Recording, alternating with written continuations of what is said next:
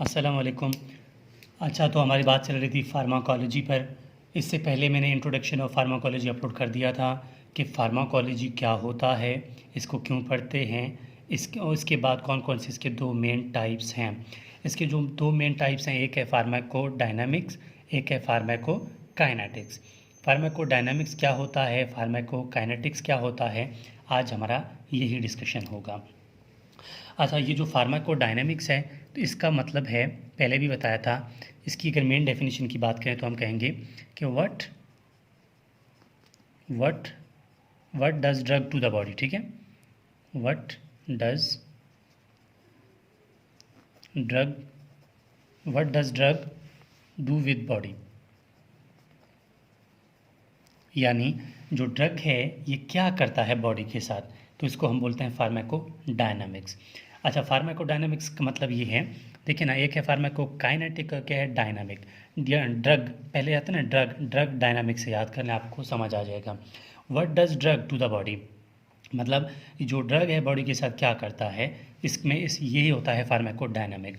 देखिए ना, लाजमी बात है, अगर हम कहें कि हम कोई भी टैबलेट जो है क्यों लेते हैं, ठीक है, कोई भी टैबलेट हम ले रहे हैं तो इसको हम क्यों ले रहे हैं, क्योंकि हमारे बॉडी में कोई इन्फेक्शन होगा, कोई डिजीज़ होगा, इसको ट्रीट करने के लिए ले रहे हैं।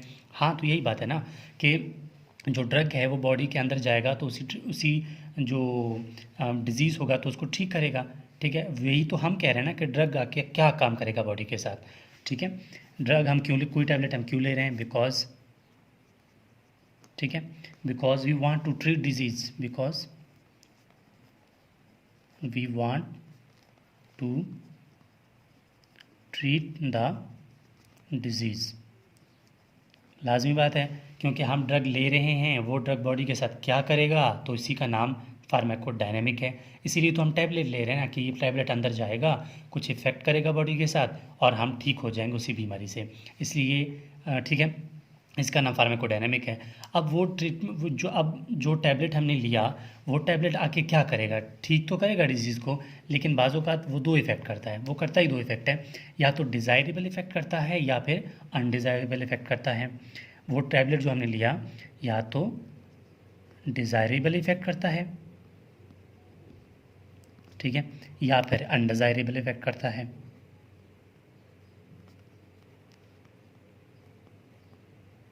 ठीक हो गया, या तो डिज़ायरेबल करता है या तो अनडिज़ायरेबल करता है। मतलब अब कोई बॉडी में कोई इन्फेक्शन हो गया, ठीक है, अब बॉडी में कोई इन्फेक्शन हो गया या कोई भी प्रॉब्लम आ गई, ठीक है, हमने क्या किया, हमने इसके अगेंस्ट जो है वो एंटीबायोटिक दे दिया।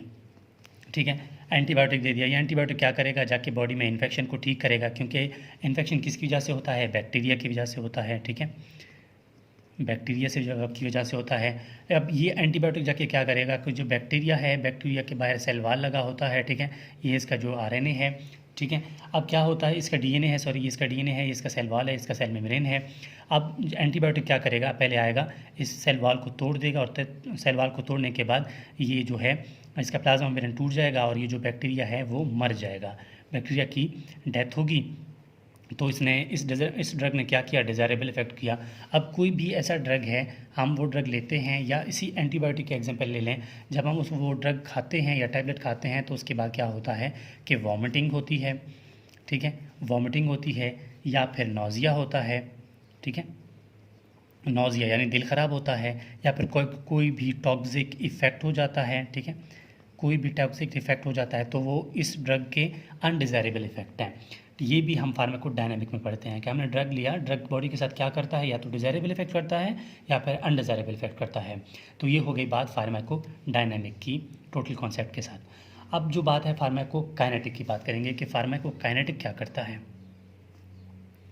फार्माकोकाइनेटिक्स, अच्छा, ये इसका उलट है। फार्माकोडायनामिक क्या था कि ड्रग क्या करता है बॉडी के साथ, फार्माकोकाइनेटिक्स है कि body response to the drug, या what body response to the drug, या body response to the drug.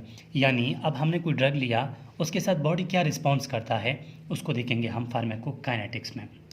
अच्छा, अब बॉडी क्या रिस्पॉन्स करता है, उस बॉडी को रिस्पॉन्स, बॉडी जो है इसमें 4 रिस्पॉन्स करता है। उस 4 रिस्पॉन्स को याद इस तरह करेंगे कि ADME, बॉडी जो है वो ये 4 रिस्पॉन्स हमें शो करता है। ADME, अगर इसको कहें आदमी तो जल्दी याद रहेगा। ADME, आदमी, ठीक है। इसको अगर हम इस तरह नमूने के साथ याद कर लें तो हमें बहुत ईजीली हो जाएगा। अच्छा, ये बॉडी जो है, ये pharmacokinetics, body response to the drug, यानी कि हमने ड्रग लिया, ड्रग ने क्या किया, वो तो फार्माकोडायनेमिक था। अब उस ड्रग के साथ बॉडी अपना क्या रिस्पॉन्स शो करेगा, उसका नाम फार्माकोकाइनेटिक है। ये ADME का मतलब है, एक है, ए का मतलब है एब्जॉर्प्शन, ठीक है, एब्जॉर्प्शन, एब्जॉर्प्शन, और डी का मतलब है डिस्ट्रीब्यूशन, एम का मतलब है मेटाबॉलिज्म, मेटाबॉलिज्म, और ई का मतलब है एलिमिनेशन, ठीक है। ई का मतलब क्या है, एलिमिनेशन। अब ये जो बॉडी से एब्जॉर्प्शन भी होगी, डिस्ट्रीब्यूशन भी होगी, मेटाबॉलिज्म भी होगी, और लास्ट में क्या है, एलिमिनेशन। अब ये एलिमिनेशन ऑफ ड्रग जो है ये मुख्तलिफ रूट पे डिपेंड करता है कि कौन सा रूट है, किस टाइप का ड्रग है और इसका रूट क्या है। मसलन अगर कोई वाटर सोल्यूबल ड्रग हो गया, ठीक है, वाटर सेलोबल कोई ड्रग हो गया, लाजमी बात है वो किससे एक्सक्रीट होगा, वो यूरिन से होगा, ठीक है। अगर कोई और टॉक्सिक ड्रग हो गया, ठीक है, और कोई टॉक्सिक ड्रग हो गया तो वो हमारे सलाइवा से भी हो सकता है, हमारे रेस्पिरेशन से भी हो सकता है, ठीक है, रेस्पिरेशन से भी हो सकता है। और इसके अलावा जो मुख्तलिफ ड्रग रूट्स हैं, इसके अलावा जो ड्रग जो एलिमिनेट होते हैं ये जो है फीसिस से भी हो सकते हैं, ठीक हो गया। मतलब मुख्तलिफ हर एक ड्रग का अपना एक रूट होता है एलिमिनेशन का, कि वो किस तरह से बॉडी से एक्सपेल हो जाएगा। अच्छा, अब हम वन बाय वन देखेंगे कि ये ADME किस तरह हो रहा है, एब्जॉर्प्शन किस तरह हो रही है, डिस्ट्रीब्यूशन किस तरह हो रही है, मेटाबॉलिज्म या एलिमिनेशन किस तरह हो रही है। मसलन हमने कोई एक टैबलेट लिया, ठीक है, मसलन हमने कोई टैबलेट लिया, वो टैबलेट मसलन कोई पेनाडोल है या कोई ओमीपैराजोल का है, ठीक है। मैं लिख लेता हूँ ओमीपैराजोल यानी स्टमक से रिलेटेड है, स्टमक का ड्रग है, कोई प्रॉब्लम आती है स्टमक में है तो हम ओमीपैराजोल जो है वो इस्तेमाल करते हैं। अच्छा, अब कोई ड्रग हमने कोई टैबलेट ले लिया हमने ओमीपैराजोल का, ठीक है। वो टैबलेट क्या करता है, सबसे पहले ये हम लेंगे तो हमारे GIT में आएगा, लाजमी बात है, ठीक है। GIT में ये स्टमक में यानी GIT में ये ड्रग जो है पहुंच गया। स्टमक में पहुंचने के बाद ये ड्रग जो है ये इंटीग्रेट हो जाएगा, यानी छोटे छोटे टुकड़ों में डिवाइड हो जाएगा। इस छोटे छोटे टुकड़ों में डिवीजन को करने जो प्रोसेस है इसको बोलते हैं ठीक है, डिसइंटीग्रेशन, डिसइंटीग्रेशन। ये डिसइंटीग्रेशन होगा, मसलन ये स्टमक है, ठीक है, ठीक हो गया। अच्छा, ये GIT में आ गया, डिसइंटीग्रेशन हो गया। डिसइंटीग्रेशन के बाद ये जो ड्रग है यहाँ पर डिज़ोल्व हो जाएगा, ठीक है, डिज़ोल्व हो जाएगा। डिज़ोल्व होने के बाद ये जो ड्रग है, ठीक हो गया, ये स्मॉल इंटेस्टाइन है। अच्छा, ये डिज़ोल्व होगा, डिज़ोल्व होने के बाद ये स्मॉल इंटेस्टाइन में आएगा, और स्मॉल इंटेस्टाइन में क्या होगा कि ये जो जितने भी डिज़ोल्व हो गया था वो क्या होंगे, एब्जॉर्प्शन हो जाएंगे, एब्जॉर्ब हो जाएंगे, ठीक है, एब्जॉर्ब हो जाएंगे। और हमारा पहला मकसद भी यही था कि एब्जॉर्प्शन हो जाए। अच्छा, तो एब्जॉर्प्शन हो गई। एब्जॉर्प्शन होने के बाद जैसे ही एब्जॉर्ब होगी तो यहाँ आसपास क्या हो रहा है कि आसपास इसके ब्लड वेसल्स हैं, ठीक है, बॉडी में ब्लड्स हैं, इस पास इस साइड से भी हैं और इस साइड पे भी हैं, ठीक है, ब्लड मूव कर रहा है। यहाँ एब्जॉर्प्शन के बाद यहाँ पर जो चीज़ एब्जॉर्ब हो गया था वो हमारे ब्लड में आ जाएगा, ठीक है, ब्लड में आ गया। अब ब्लड क्या करेगा, इसको ओवरऑल बॉडी के साथ डिस्ट्रीब्यूट करेगा, क्योंकि ब्लड तो मूव कर रहा है ना। ब्लड क्या करेगा, जो भी डिज़ोल्व हो गया था, एब्जॉर्प्शन हो गया था, तो इसको क्या करेगा, ब्लड जो है वो मुख्तलिफ जगह पर डिस्ट्रीब्यूट करेगा, डिस्ट्रीब्यूशन। क्योंकि ब्लड सर्कुलेशन है तो जितने भी कंटेंट आ गए ब्लड में, ब्लड तो ओवरऑल मूव कर रहा है ना, तो मुख्तलिफ बॉडी के पार्ट्स के साथ क्या करेगा, डिस्ट्रीब्यूशन करेगा। और हमारा सेकंड मकसद भी तो यही था ना कि एब्जॉर्प्शन के बाद क्या हो जाए, डिस्ट्रीब्यूशन हो जाए। तो यहाँ पर डिस्ट्रीब्यूशन हो गई। अब सेकंड जो थर्ड है वो है मेटाबॉलिज्म।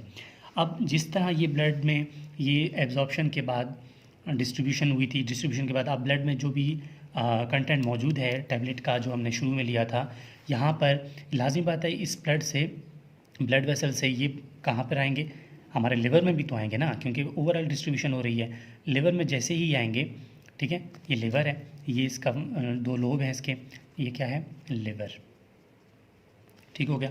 लिवर में जब ये पहुंच जाएंगे, ये जो एब्जॉर्प्शन के बाद डिस्ट्रीब्यूशन की फेज से ये हमारे पहुंचे थे लिवर में, लिवर के बाद यहाँ पर क्या होगा, लिवर इनको क्या करेगा, इनको मेटाबॉलिज्म करेगा, इसका मेटाबोलाइज करेगा, मेटाबोलाइज्म या मेटाबोलाइज। लाजमी बात है, लिवर का काम ही मेटाबॉलिज्म है, टॉक्सिक इफेक्ट जो है उसको रिड्यूस करना। जो मेटाबॉलिज्म होगा इस उस ड्रग का क्या होगा कि इसके जो टॉक्सिक इफेक्ट है, टॉक्सिक इफेक्ट वो उसका रिड्यूस हो जाएगा, ख़त्म हो जाएगा, क्योंकि कोई भी टैबलेट है, कोई भी ड्रग है, वो उसकी टॉक्सिसिटी इफेक्ट तो होगा ना, मतलब उसका साइड इफेक्ट तो होगा ना। लिवर इसको मेटाबॉलिज्म करने के बाद इसका क्या करेगा, इसकी जो टॉक्सिक इफेक्ट है उसको कम करेगा। उसको कम करने के बाद आप पेशेंट के लिए आसानी है कि उस ड्रग को वो एलिमिनेट कर सकता है, क्योंकि जब ओवरऑल जो ड्रग है वो अपने जो फंक्शन है, उसका जो काम है वो कर चुका होता है। जब वो काम अपना मुकम्मल तौर पे कर चुका होता है, अब बॉडी में उस ड्रग को हमने नहीं रहने देना, क्योंकि मुख्तलिफ बीमारियाँ काज कर सकता है। अब उस ड्रग को हमने वहाँ से रिमूव करना है। तब फिर उसके बाद मुख्तलिफ ब्लड वेसल्स की वजह से ये जो ड्रग है, मेटाबॉलिज्म करने के बाद ये ड्रग जो है वो एलिमिनेट हो जाएगा। क्या होगा, एलिमिनेट। और हमारा लास्ट मकसद भी तो यही था ना कि एलिमिनेशन लास्ट में हो जाए। अब एलिमिनेशन तो होगा, अब एलिमिनेशन किस तरह से होगा, लाजमी बात है अगर उसी ड्रग के हिसाब से, मैंने पहले ही बताया था, अगर ड्रग मसलन कोई वाटर सोलुबल ड्रग है तो वो यूरिन से हो जाएगा। तो इस जो ब्लड वेसल लिवर से निकले हैं, यहाँ से निकलने के बाद ड्रग अपने साथ लेंगे और ये कहाँ जाएंगे, किडनी में जाएंगे। किडनी में हमारे पास क्या मौजूद है, नेफ्रॉन मौजूद हैं, और इस नेफ्रॉन के साथ मिल जाएगा। किडनी में हमारे पास नेफ्रॉन है, और ये नेफ्रॉन से आगे मूव करके यूरिन में आएगा, ठीक है, और यूरिन से ये एलिमिनेट होकर कहाँ से, बॉडी से बाहर निकल जाएगा यूरिन की फॉर्म में। लाजमी बात, अगर ये ड्रग कोई वाटर सोलुबल होगा तभी यूरिन से निकलेगा। अगर कोई और टॉक्सिक इफेक्ट होगा इसका, वाटर सोलुबल नहीं होगा, लिपिड सोलुबल होगा, तब वो फीसिस से भी जा सकता है, किसी और रूट से जा सकता है, ठीक है। That is depends on drug route, कि किस तरह ड्रग जो है वो कौन सा ड्रग, मतलब इसका नेचर क्या है, उसके हिसाब से ये ड्रग चला जाएगा बॉडी से। अच्छा, तो यहाँ पर कंप्लीट हो जाता है, एब्जॉर्प्शन भी हो गई, डिस्ट्रीब्यूशन हो गई, मेटाबॉलिज्म भी हो गई और एलिमिनेशन भी हो गई। बहुत आसान सी बात है, हमने टैबलेट लिया, टैबलेट यहाँ पर आया, जीआईटी में आया, स्टमक में आया, डिज़ोल्व हो गया, डिज़ोल्व होने के बाद यहाँ पर एब्जॉर्प्शन हो गई, एब्जॉर्प्शन के बाद ब्लड में ये ब्लड वेसल्स थे, ठीक हो गया, ब्लड वेसल से उसका डिस्ट्रीब्यूशन हो गया, डिस्ट्रीब्यूशन से बाद मेटाबॉलिज्म हो गया, और लास्ट में एलिमिनेशन हो गया। तो यहाँ पर कंप्लीट हो जाता है फार्माकोकाइनेटिक एंड फार्माकोडायनामिक। इसके बाद हमारा वीडियो आएगा कि सोर्स ऑफ ड्रग क्या है, ठीक है, रूट ऑफ ड्रग क्या है, हम मज़ीद उस पर काम करेंगे इंशाल्लाह। तो this is whole about pharmacology, and pharmacology में क्या, फार्माकोकाइनेटिक एंड फार्माकोडायनामिक्स। और देखें, अगर आपको वीडियो समझ आ गई है तो काइंडली कमेंट करें, ताकि हमें पता चल जाए कि आपकी फ़ीडबैक्स क्या हैं। इसके लिए हम मज़ीद काम करें, और प्लीज़ यार चैनल को सब्सक्राइब करें, शेयर करें, ताकि कोई और स्टूडेंट्स भी इससे फ़ायदा उठा सकें। Thank you.